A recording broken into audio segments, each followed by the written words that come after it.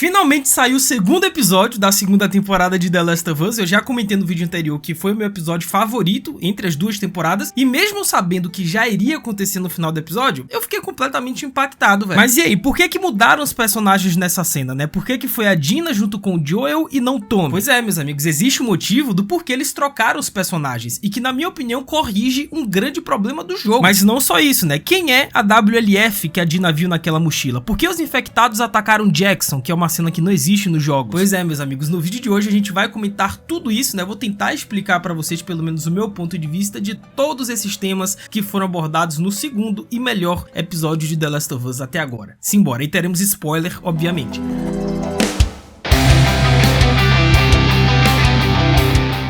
Hello my friends, Geek na voz. E se tem uma polêmica envolvendo o segundo game The Last of Us que às vezes passa despercebido pela maioria das pessoas, né, porque o foco tá sempre ali na morte do Joel, que por si só já é muito polêmico, é justamente a cena que antecede a morte do Joel. Isso pra mim é talvez até mais polêmico, pois no jogo, diferente da série, é o Tommy quem está com o Joel quando eles salvam a Abby dos infectados. Então eles lutam juntos no game e posteriormente eles entram em um estabelecimento qualquer pra poder se protegerem. E é justamente nesse momento que o Tommy revela o seu nome e o do Joel pra Abby, que é uma pessoa que eles acabaram de conhecer, uma completa desconhecida, e que ela estava armada. E aí realmente é incompreensível, né? Como é que dois velhos de guerra, no caso Tommy e Joel, que já viveram anos e anos nesse mundo pós-apocalíptico, eles sabem que não dá pra confiar nas pessoas, especialmente aquelas que eles acabaram de conhecer, e ele vai lá e revela o nome dele do Joel. Assim, é de graça, cara. Ele foi um pouco ingênuo nesse momento. E pra piorar as coisas, eles aceitaram serem levados pela Abby até o grupo deles, né? Até o chalé. Assim, é muita ingenuidade. E aí fica aquele questionamento, né? Por que o jogo optou por esse caminho, né? Como é que dois caras experientes, eles sabem que não dá pra confiar em estranhos, eles revelam suas identidades pra Abby, e não um codinome de patrulha, por exemplo, né? Um nome fantasia. E aí tem várias teorias, né? Tem uma galera que diz que o tempo que o Joel e o Tommy ficaram em Jackson, né? Nesses últimos 4 anos, amoleceram os dois, a ponto deles ficarem um pouco descuidados. Cara, se a gente pega a sério, o Joel, ele faz terapia, sabe? Faz terapia, ele usa óculos. Claramente o Joel, pelo menos na série, ele deu uma amolecida. Só que na minha opinião, tá, a minha interpretação é que neste momento do jogo, e daqui a pouco eu vou comentar sobre a série, porque responde e na verdade resolve esse problema do jogo, mas eu acho que no game, o Joel e o Tommy, eles estavam tão desesperados nesse momento, né, pra fugir dos infectados, que eles simplesmente se deixaram levar, né, revelaram o nome pra Abby e viram que a única alternativa era eles realmente irem pra aquela cabana, pra aquele chalé, onde eles estariam, entre aspas, seguros, né, junto com pessoas desconhecidas e armadas, mas eles estariam seguros. Ou seja, no calor do momento, com o infectado atrás deles, eles não pensaram direito e só foram aceitando as coisas. Porém, eis que a série The Last of Us meio que corrige esse problema do Tommy ter revelado os nomes no game, pois na série é a Dina quem sai pra patrulhar junto com o Joel e não o Tommy como no game, sendo que a Ellie falou pro Jesse mais cedo no episódio que era pra ela e o Joel patrulharem juntos naquele dia. Só que o fato da Dina estar junto com o Joel não é ao acaso, tem um motivo muito claro, porque foi a Dina que revelou o nome do Joel de forma ingênua. Só que a Dina é uma adolescente, ela é uma jovem ingênua, então faz sentido ela ter revelado o nome do Joel sem querer pra Abby. E com isso a Abby, ela fica sabendo que aquele cara é o Joel porque aquela adolescente ingênua gritou o nome dele. Ou seja, agora sim é mais coerente do que o Tommy revelando os nomes dele no jogo, né? Sendo que o Joel, nesse momento do episódio, ele nem pôde se defender, porque ele tinha acabado de chegar com a Abby, né? Conseguiu salvar a garota, e a Dina já chegou gritando o nome do Joel. E aí, obviamente, a Abby percebeu que era aquele cara que ela tava atrás. Faz mais sentido na série do que no jogo, porque a Dina é uma adolescente, cara. É ingênua. Já o Tommy no game era mais experiente, não faz tanto sentido, sendo que na série ainda tem a adição do ataque dos infectados a Jackson, que é algo que não existe no game. Então o Joel não tinha escolha a não ser seguir a Abby, porque se ele voltasse pra Jackson, ele poderia bater as botas no frio, né? Porque eles estavam muito longe, cara, tava muito frio. A Dina mesmo já tava passando mal e com a mão congelada. Então a Dina não iria aguentar ficar mais 1 minuto do lado de fora. O Joel tinha que salvar a Dina de qualquer forma, cara. Sendo que ainda tinha a horda de infectados, então não fazia sentido eles continuarem rumo a Jackson. Eles iriam justamente pra onde tá a completa bagunça, e eles não tinham nem pessoas e nem armamentos o suficientes para lidar com aquela horda de infectados. Se nem a galera de Jackson mal conseguiu deter aqueles infectados, imagina Joel, Abby e Ellie, os três juntos com a galera da WL, eles não iriam conseguir sobreviver. Então o mais lógico nesse momento da série é realmente o Joel aceitar a proposta da Abby e ir até esse chalé, né, que tava os amigos dela, e aí ele poderia bolar um plano, né, porque eles estariam armados também, poderia ter uma ajuda, enfim. É lógico o que aconteceu, mas cara, na série eles realmente realmente foram muito espertos, né? Porque se o Joel ficasse, se ele decidisse seguir o caminho na neve, provavelmente a Dina iria morrer congelada. E eles teriam sérios problemas também com os infectados. Mas se o Joel aceitasse ir pra cabana da Abby, como a gente viu, ele também iria acabar morto de qualquer forma. Então assim, se correr o bicho pega, se ficar o bicho come. Não tem opção pro Joel nesse momento. Então meio que não tinham o que fazer. E a série consegue corrigir esse problema do jogo. Ao retirar um experiente como o Tommy que vacilou em ter revelado seu nome pra uma desconhecida, eles adicionam a Dina, que é uma adolescente, é uma garota inexperiente, que simplesmente grita o nome do Joel e revela pra Abby. Sendo que o fato da Abby ter conversado antes com o Joel, né, ter colocado as cartas na mesa do porquê ela está fazendo isso, quem é ela, quem era o pai dela, o que o Joel fez com os vagalumes no hospital, toda essa cena, essa construção dessa cena na série, entre aspas, corrige também algum problema. Eu não sei se é um problema,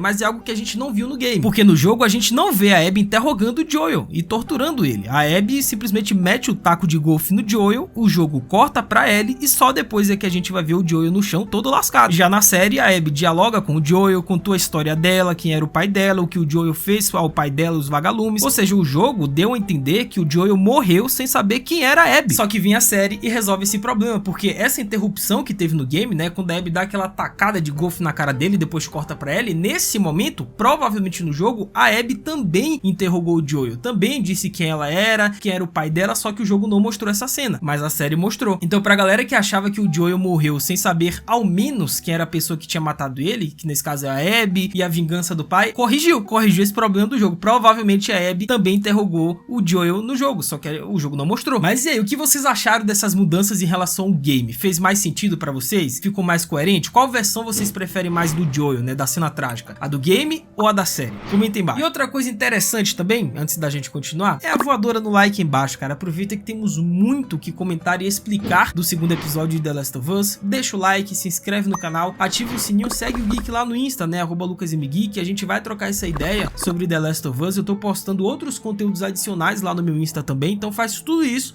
que é nóis.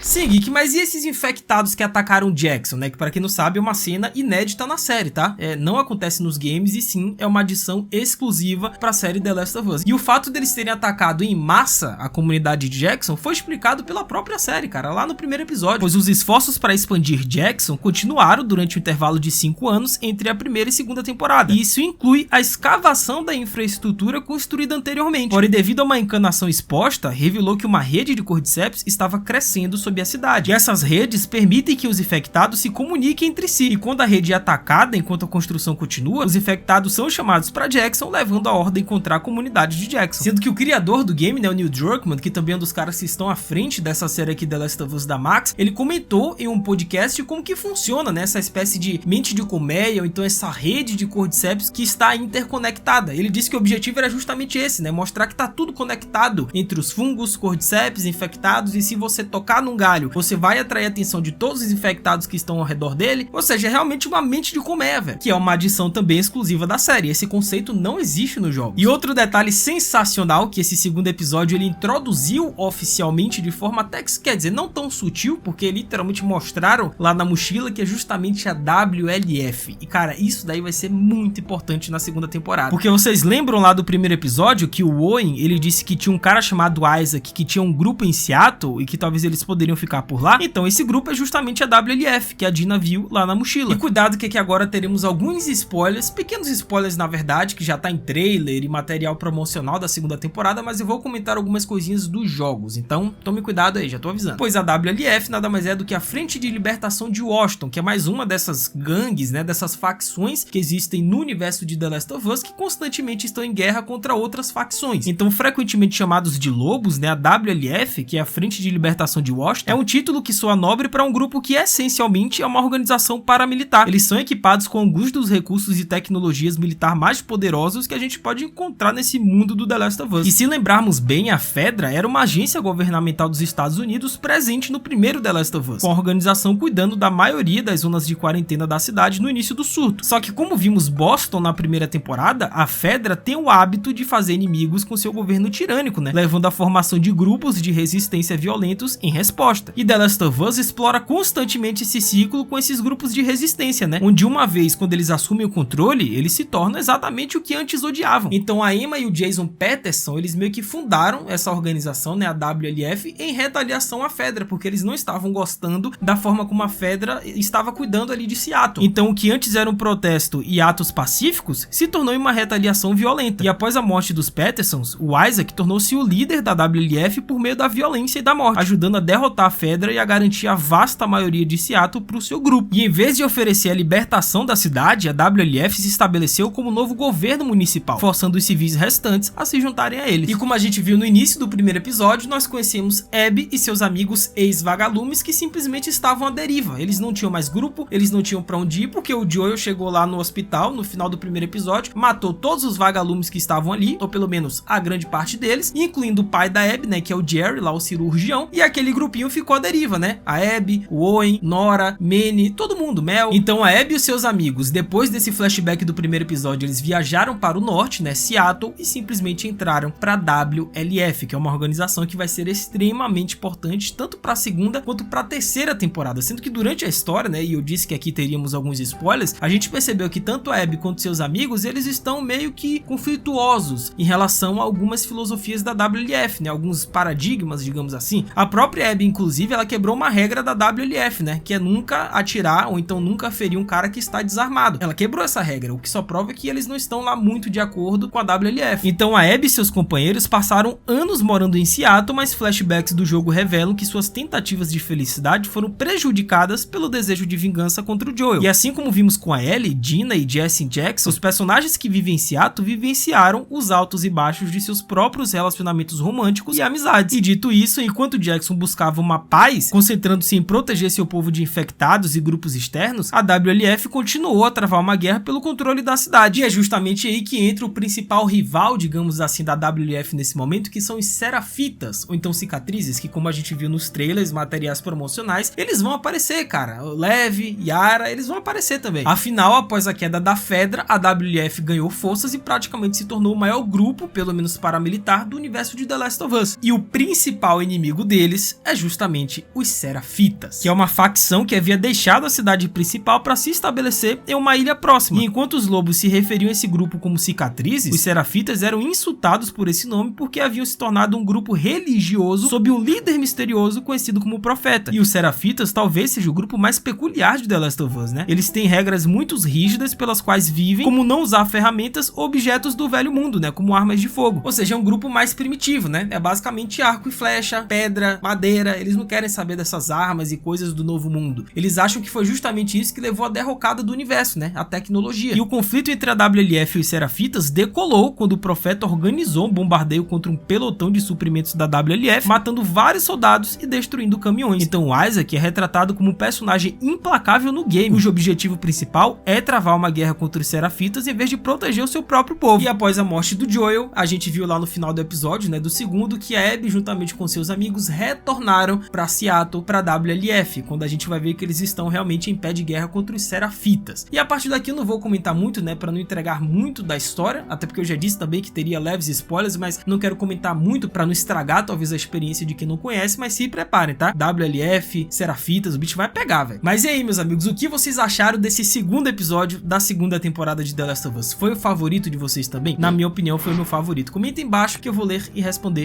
todo mundo. É isso, até a próxima, valeu, falou e fui!